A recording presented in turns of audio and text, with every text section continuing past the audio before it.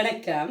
நான் இன்றைக்கு உங்களுக்கு ஒரு சக்தி வாய்ந்த அற்புத மூலிகையை பற்றி நான் அறிந்த விஷயத்தை உங்களோட பகிர்ந்து கொள்ளலாம் நினைச்சு வந்திருக்கிறேன்.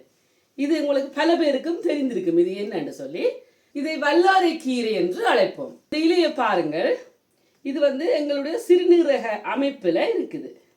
இதன் பயன்பாடு என்ன, இது எங்கே இருந்து வந்திருக்குது, இதன் தாயகம் இது சொல்லி நாங்கள் விவரமாக பார்ப்போம்.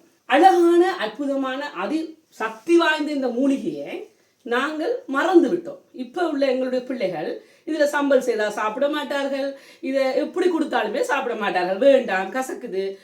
இதை நாங்கள் மறந்ததால் எங்களோட பிள்ளைகளுக்கு நாங்கள் இதை கொடுக்காம விட்டு கொண்டு போகிறோம். இப்போ கூட வெளிநாடுகளில், ஐரோப்பிய நாடுகளில் இதை பவுடராக அரைத்து அதி உயர்ந்த விலைக்கு விற்கிறார்கள். இது மட்டுமல்ல, கருவேப்பிலை தூள், நெல்லிக்காய் தூள், முருக்கமிலை தூள் என்று சொல்லி பல வகையான தூள்களை கடைகளிலே பல கோடி ரூபாய் காசை கொடுத்து வாங்குகிறார்கள். நாங்கள் அதை விட்டு சாதாரணமாக ஆற்றோரங்களிலும் குளத்துக்கரைகளிலும் வளர்ந்த சாதாரண ஒரு மூலிகை, அதுவும் சக்தி வாய்ந்த அற்புத மூலிகை. இவ்வளவு சாதாரணமாக எமது நாட்டிலே கிடைக்கக்கூடிய இந்த மூலிகையை நாங்கள் பயன்படுத்த தவறுகிறோம் பல வேளைகளில். இந்த மூலிகை இந்த பயன்பாடுகளை சொல்லுவோம்னு சொன்னால், மூளை நரம்புகளை வலுப்படுத்துகிறது, நரம்புகளை வலுப்படுத்தி பக்கவாதம் வராமல் தடுக்கிறது, உடற்பயிற்சி செய்த பின்னர் ஏற்படும் வலிகள் இருக்குல்லவா, அந்த வலிகள் எல்லாத்தையும் இலகுவாக நீக்கி விடுகிறது. அதாவது தசைப்பிடிப்பை தளர செய்கிறது. அப்படி செய்யும் பொழுது இயற்கையாகவே எங்களுக்கு மன சோர்வை நீக்கி, உடல் வலியை நீக்கி, நல்ல சுகத்தையும் உடற்பலத்தையும் தருகிறது. இந்த மூலிகையில இரும்பு சத்து இருக்கிறது, பொட்டாசியம் இருக்கிறது, விட்டமின் சி இருக்கிறது. உடலுக்கு தேவையான கொழுப்பை அதிகரிக்க செய்து தேவையற்ற கொழுப்பை நீக்குகிறது. அஜீரண பிரச்சனை உள்ளவர்களுக்கும் மலச்சிக்கல் உள்ளவர்களுக்கும் இது மிகவும் உதவி செய்கிறது. எவ்வளவு அற்புதமான மூலிகை என்று பாருங்கள்.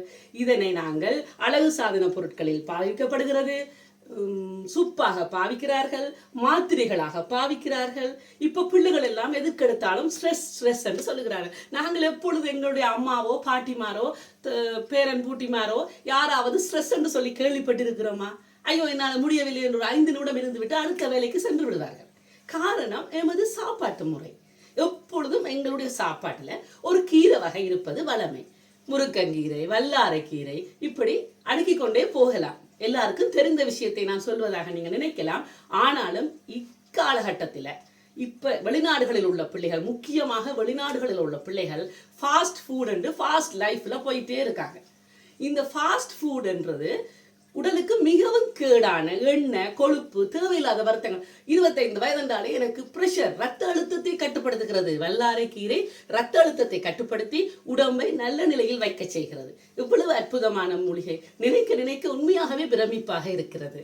வல்லாரை கீரை வயலோரங்களிலும் குளக்கரைகளிலும் வளர்ந்தாலும் யாரும் இதனை விவசாயம் செய்ய முற்படுவதில்லை. காரணம் என்னவென்று எனக்கு புரியவில்லை. எமது தாயகத்தை தாயகமாக கொண்ட இந்த வல்லாரை கீரையை நாங்கள் பயன்படுத்த தவறுகிறோம். ஆஸ்திரேலியாவில் இது வளருது, இலங்கையில வளருது. எல்லோரும் இதை பயன்படுத்த வேண்டிய ஒரு விஷயத்தை தவற விட்டு கொண்டு போகிறோம். பெரிய அளவில் நன்மை தார இந்த வல்லாரை கீரையை நாங்கள் உணவில் சேர்ப்பதை மறந்து விடுகிறோம். சிந்தனை திறனை வளர்க்கும் இந்த மூலிகையை நாங்கள் பெரும்பாலுமான தன்மைகளில் மறந்தே விட்டோம் என்று சொல்லலாம். மலச்சிக்கல், அஜீரண பிரச்சனை, சமிழ்வாட்டு பிரச்சனைகளிலிருந்து நிவாரணம் அளிக்கிற இந்த அற்புத மூலிகை மூளை, நுரையீரல், கல்லீரல், சிறுநீரக செயற்பாடு பிரச்சனைகள் எல்லாத்தையும் தீர்த்து எங்களுக்கு நன்மை பயக்கிறது.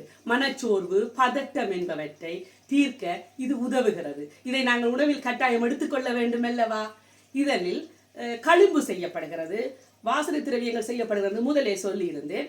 நிறைய விஷயங்கள் இது சேர்க்கப்படுகிறது, நமக்கு தெரியவில்லை. முக்கியமாக தேங்காய் எண்ணெய் போல, தேங்காய் எண்ணெய் எல்லா மருந்துகளிலும் சேர்க்கப்படுவது போல வல்லாரையும் சேர்க்கப்படுகிறது. செயற்திறனையும் மூளை வளர்ச்சியையும் ஞாபக சக்தியையும் வளர்க்கிற ஒரு விஷயத்தை நாங்கள் எங்களோட பிள்ளைகளுக்கு நிச்சயம் கொடுக்க வேண்டும். அவர்கள் பேர்கர், பிட்சான்னு சொல்லி இப்படி நவீன உணவுகளை தேடி செல்கிறார்கள். இது சாப்பிடக்கூடாது என்று இல்லை, ஒரு ஆசைக்கு ஒரு மாதத்தில் ஒரு தடவையோ வாரத்தில் ஒரு தடவையோ சாப்பிடும் பொழுது அதனால் பாதிப்பு ஏற்பட வாய்ப்புகள் இல்லை. ஆனால் எமது சாப்பாட்டை பிள்ளைகளுக்கு ஒரு நேரம், வீட்டிலே ஒரு நேரம் எமது தாயக உணவை கொடுக்க பழகிக்கொள்ளுங்கள். வெளிநாடுகளில் வல்லாரையை சாப்பிட்டால் குளிர் பிடித்து விடும், சளி வந்து விடும் என்று பலருடைய மூட நம்பிக்கை. ஆனால் நான் கூட வல்லாரை குளிர்மை என்று சொல்லிக் கொண்டிருந்த காலம் உண்டு. ஆனால் அது தொண்டை கட்டை நீக்குகிறது. அதாவது தொண்டை நோ வரும் அல்லவா, சளி வந்த பிறகு அந்த அந்த வலியை அது நீக்குகிறது, சளியை நீக்கிறது.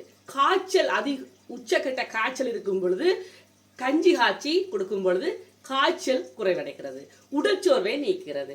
சொறி சிரங்கு தோல் சம்பந்தப்பட்ட நோய்களுக்கு முக்கியமாக நிவாரணியாக செயற்படுகிறது. இதனை நாங்கள் கீரை கூட்டு ஆக பாவிக்கலாம், கீரைக்கறியாக வைத்து பாவிக்கலாம், இல்ல பருப்புக்குள்ள போட்டு சமைக்கலாம், கஞ்சி காய்ச்சலாம், சுப் காய்ச்சலாம், தோசை இட்லி எல்லாம் மாவோடையும் அரைத்து உணவில் சேர்த்துக் கொள்ளலாம்.